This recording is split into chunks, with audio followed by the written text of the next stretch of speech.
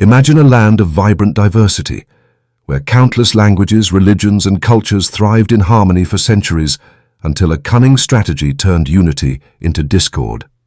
Welcome to the sands of history, where we uncover the British colonial tactic of divide and rule in India, a policy that reshaped a nation and left echoes that linger to this day.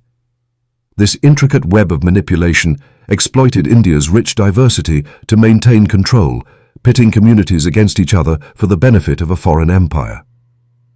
Like, share, and subscribe to dive deeper into the past with us, and check out the links in the description to help us financially as we bring these stories to life. Historical context. India. Before the British.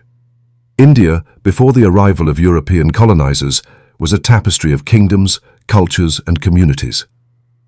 The subcontinent was home to Hindus, Muslims, Sikhs, Jains, Buddhists, and others, coexisting under various rulers, from the mighty Mughals to regional dynasties. While conflicts existed, they were often political or territorial rather than purely religious.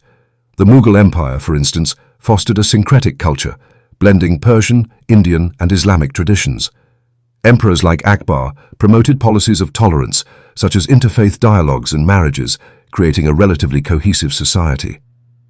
However, by the 17th century, the Mughal Empire began to weaken due to internal strife and external pressures. This fragmentation provided an opportunity for European powers, particularly the British, to establish their foothold. The British East India Company, initially a trading entity, gradually transitioned into a political and military force. By the mid-18th century, after victories like the Battle of Plassey, 1757, the British began consolidating power, setting the stage for their divisive colonial strategies. The genesis of divide and rule, the divide and rule policy, or divide et impera, was not unique to India. It was a hallmark of colonial empires worldwide. In India, the British recognized that governing a vast, diverse population required more than military might. It demanded control over the social and political fabric. The policy aimed to exploit existing differences, religious, caste-based, linguistic, and regional, to prevent unified resistance against colonial rule. The British were astute observers of Indian society. They noted tensions between Hindus and Muslims, upper and lower castes, and regional rivalries. Rather than fostering unity, they deliberately amplified these differences to ensure that no single group could challenge their authority. This strategy was systematic, embedded in administrative policies, economic structures, and even cultural narratives, as we'll explore in the following sections. Implementation of divide and rule. The British employed several mechanisms to implement their divide and rule strategy, each carefully designed to deepen social fractures. Religious divisions. One of the most significant fault lines exploited was the Hindu-Muslim divide. The British portrayed themselves as neutral arbiters, claiming to protect both communities while subtly favoring one over the other at different times. For instance, after the Revolt of 1857, which saw Hindus and Muslims unite against the East India Company, the British shifted their favor toward Hindus, branding Muslims as disloyal and reducing their representation in government and military roles. This sowed distrust between the communities. The introduction of separate electorates in the Morley-Minto Reforms of 1909 formalized religious divisions in politics. Muslims were given reserved seats in legislative councils, ostensibly to protect their interests, but this move entrenched communal identities and discouraged interfaith political alliances. The British also supported the formation of the All India Muslim League in 1906, which later became a counterpoint to the Indian National Congress, further polarizing Hindu-Muslim relations. Caste and social stratification. The British also manipulated India's caste system to their advantage. They conducted detailed censuses that rigidly categorized people by caste and religion, reinforcing hierarchical divisions. This was a departure from the fluid caste identities that existed in pre-colonial India, where social mobility was possible in certain contexts.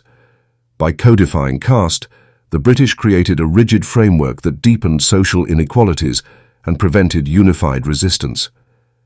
They also favored certain caste groups, such as the upper caste elites, for administrative roles, while marginalizing lower castes and tribal communities. This ensured that loyalty to the colonial regime was tied to social privilege, further fragmenting Indian society. Regional and linguistic fragmentation.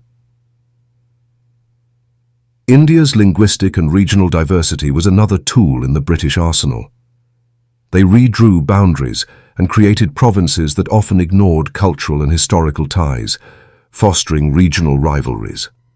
For example, the partition of Bengal in 1905 was justified as an administrative necessity, but was designed to weaken the growing nationalist movement in Bengal by dividing it along religious lines, Muslims in East Bengal and Hindus in West Bengal. The move sparked widespread protests, forcing its reversal in 1911, but the damage to communal harmony was done. Economic exploitation and division. Economically, the British pitted different groups against each other to maintain control. They favored certain communities, such as the Parsis and Marwaris, in trade and commerce, creating economic disparities that fueled resentment. Land revenue policies, like the permanent settlement in Bengal, enriched a small class of landlords while impoverishing peasants, many of whom belonged to lower castes or minority religions. This economic stratification ensured that grievances were directed at fellow Indians rather than the colonial rulers. Military and administrative strategies. The British Indian Army was another arena where divide and rule was evident. After 1857, the British restructured the army to include martial races specific ethnic groups like Sikhs, Gurkhas and Pathans, while excluding others, particularly Bengalis and South Indians, deemed non-martial. This created a sense of superiority among certain groups and prevented the army from becoming a unified force against colonial rule. Recruitment policies ensured that soldiers from different regions and religions were stationed far from their homelands, reducing the risk of collective rebellion. Consequences of divide and rule. The divide and rule policy had profound and lasting consequences for India. While it enabled the British to maintain control for nearly 2 centuries, it left deep scars on the social and political landscape. Communal tensions. The policy exacerbated Hindu-Muslim tensions, which culminated in the tragic partition of India in 1947. The creation of separate electorates and the encouragement of communal organizations like the Muslim League and Hindu Mahasabha laid the groundwork for the demand for Pakistan. The partition led to unprecedented violence, displacement, and loss of life, with millions affected by communal riots and forced migration. Weakened nationalist movement. By fostering divisions, the British delayed the emergence of a cohesive nationalist movement. While leaders like Mahatma Gandhi and Jawaharlal Nehru worked tirelessly to bridge communal and regional divides, the British constantly undermined these efforts through propaganda and selective patronage. The Indian National Congress faced challenges in uniting diverse groups, as communal identities often overshadowed national ones. Social fragmentation. The codification of caste and religious identities created rigid social boundaries that persisted beyond independence. The emphasis on communal electorates and caste-based policies entrenched divisions that continue to influence Indian politics and society.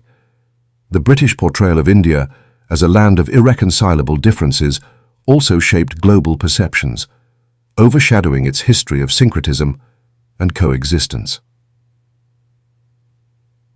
Legacy of mistrust. The policy fostered a legacy of mistrust among communities. The British narrative that Hindus and Muslims could not coexist without external mediation lingered in the post-colonial period, complicating efforts to build a unified nation. Similarly, caste and regional divisions created challenges for social cohesion and equitable development. Resistance and unity. India's response. Despite the British efforts to divide, Indians showed remarkable resilience in forging unity. The Revolt of 1857 was an early example of Hindus and Muslims fighting side by side against colonial rule. The Indian National Congress, founded in 1885, became a platform for diverse groups to unite under the banner of nationalism. Leaders like Gandhi emphasized communal harmony through movements like the Khilafat movement, which brought Hindus and Muslims together in the 1920s. Grassroots movements, such as those led by social reformers like Jyotiba Phule and B.R. Ambedkar, challenged caste hierarchies and sought to unite marginalized communities. The eventual success of India's independence movement in 1947 was a testament to the power of collective resistance, even in the face of colonial manipulation. Conclusion: lessons from the sands of history. The British divide and rule strategy in India was a masterclass in colonial control, exploiting diversity to maintain power. Yet, it also revealed the resilience of a people who, despite engineered divisions, found ways to unite and reclaim their destiny. The scars of this policy, communal tensions, social stratification, and regional rivalries remind us of the dangers of division and the importance of unity in diversity. As we reflect on this chapter of history, let's commit to learning from the past to build a more inclusive future. Like, share, and subscribe to keep exploring the sands of history with us, and check out the links in the description to help us financially as we continue to uncover these vital stories.